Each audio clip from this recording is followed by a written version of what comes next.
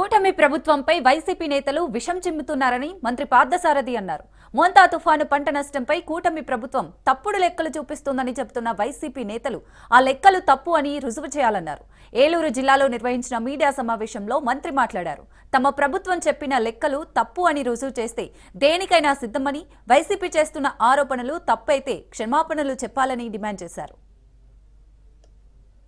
మోంతా తుఫాన్ predicted date కి వారం రోజుల ముందు, వారం రోజుల తర్వాత వారి పార్టీ నాయకులందరూ కూడా బెంగళూరులోనో, హైదరాబాద్లోనో, మద్రాసులోనో సేద తీరుతూ తుఫాన్ అంతా ఎలిసిపోయి సమస్యలు ఏమీ లేవు అన్నప్పుడు కలుగుల్లో నుంచి ఎలుకల్లాగా బయటకు వచ్చి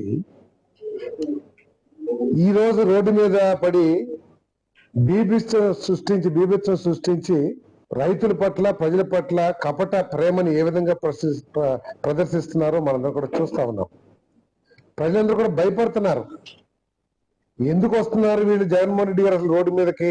ఈ తుఫాన్ వచ్చినప్పుడు ఎప్పుడైనా సరే ఆ 2 రోజులు ముందు కానీ తర్వాత కానీ కనీసం ఆ మొహం చూసి కనీసం ఒక వాటర్ బాటిల్ అని అందించారని చెప్పేసి అసహించుకున్న పరిస్థితులు కూడా మనం చూసాం.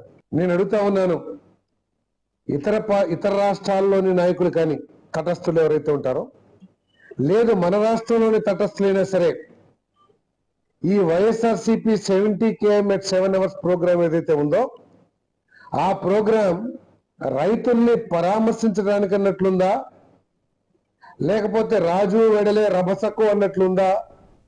ఒకసారి తటస్థుల్ని